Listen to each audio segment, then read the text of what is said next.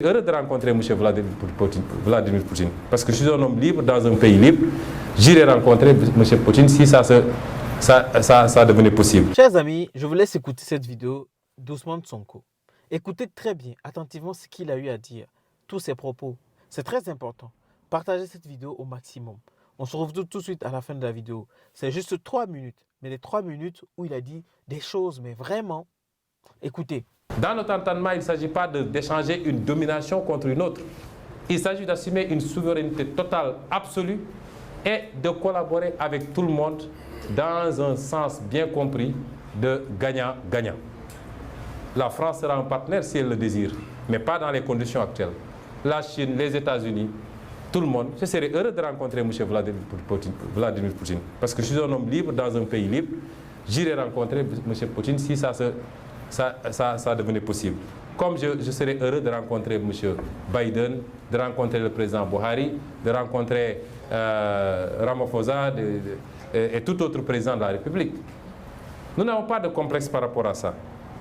Mais c'est dire simplement que ce système, beaucoup de gens ont beaucoup parlé de la notion de système. On ne l'abandonnera jamais. Parce qu'un système, simplement, la définition la plus simple, c'est l'interaction d'un certain nombre d'éléments par rapport à des objectifs et par rapport à des intérêts. Et le système dont je parle ne s'est jamais senti autant menacé, n'a jamais senti la rupture aussi proche. Et parce que ailleurs en Afrique francophone, et je me permets de féliciter nos frères maliens, de leur dire qu'ils font notre fierté, de les encourager à rester dans ce siège, d'encourager le président Assimi Goïta, parce qu'il n'a pas perdu la face. C'est ceux qui voulaient l'humilier qui aujourd'hui sont obligés d'aller à Bamako manger du fognon. Donc il n'a pas à rougir. Et nous lui disons que nous l'encourageons et qu'il doit continuer à rester très proche de son peuple. Parce qu'en politique, il n'y a que cette réalité. Il faut faire de la politique pour son peuple. Qu'il ne se détourne jamais de cet objectif. Qu'il ne se laisse jamais embrigader dans des discours politiciens où on va lui dire que c'est toi qui es là, tu es le tout-puissant, qu'il reste collé aux intérêts de son peuple. Ils gagneront cette guerre contre la gangrène djihadiste par la grâce de Dieu et par les efforts des Maliens et par les efforts de tous les Africains. Si ce problème n'est pas réglé jusqu'en 2024, nous avons vu que Macky Sall a rapatrié les quelques éléments sénégalais qui étaient là-bas. Puisqu'ils n'étaient pas là-bas en tant que Sénégalais, ils étaient là-bas parce que la France lui avait demandé d'amener des troupes.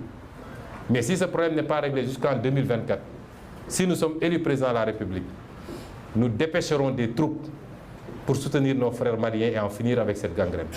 Qu'ils tiennent bon et qu'ils restent dans la dignité qu'on connaît. La dignité qui a été professée dans la charte du Mandem, celle qui a été professée dans la déclaration de Thierno Souleymane Baal. Document que nous avons tous oublié au profit de la Déclaration universelle des droits de l'homme de la France. À travers ce discours, on sent et on voit tout de suite la vision de ces gens-là.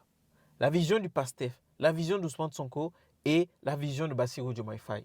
Aujourd'hui, il félicite le Mali pour sa prise de décision, pour ce que Assimi Goïta est en train de faire pour le Mali. Il a si bien dit, aujourd'hui, maintenant, ce sont des gens qui sont en train de revenir vers le Mali, auprès du Mali. On sait tous qu'aujourd'hui, le Mali est sur son destin.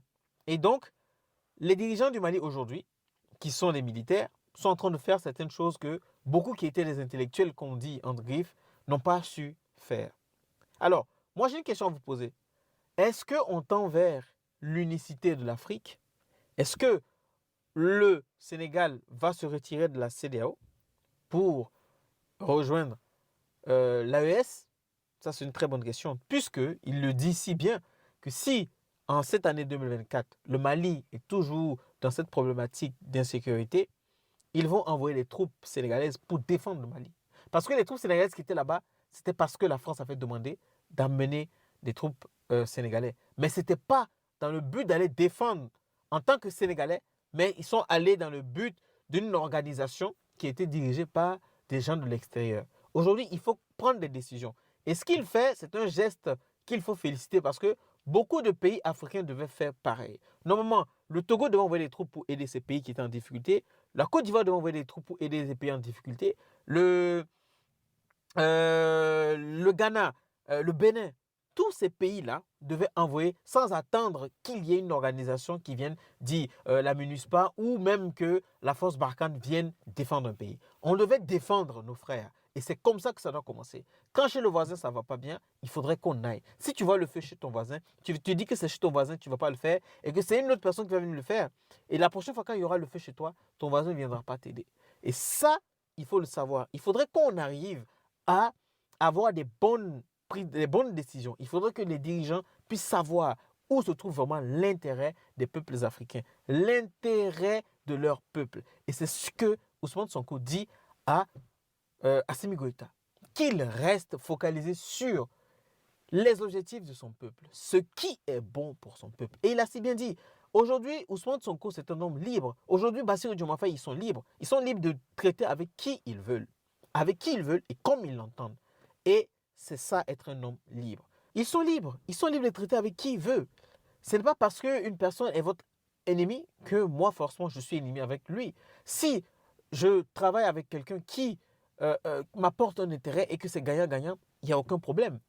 Et il a si bien dit, ce qui étaient les contrats qu'il y avait entre la France et le Sénégal, ou les États-Unis et le Sénégal, tous ces contrats doivent être renégociés. Ce n'est plus les avantages qu'ils avaient, non. Maintenant, ils préfèrent le Sénégal. Ils préfèrent le Sénégal qu'autre chose. Et c'est normal. C'est un dirigeant, il doit préférer son pays. Donc, chers amis, merci d'avoir regardé la vidéo. Et moi, c'est la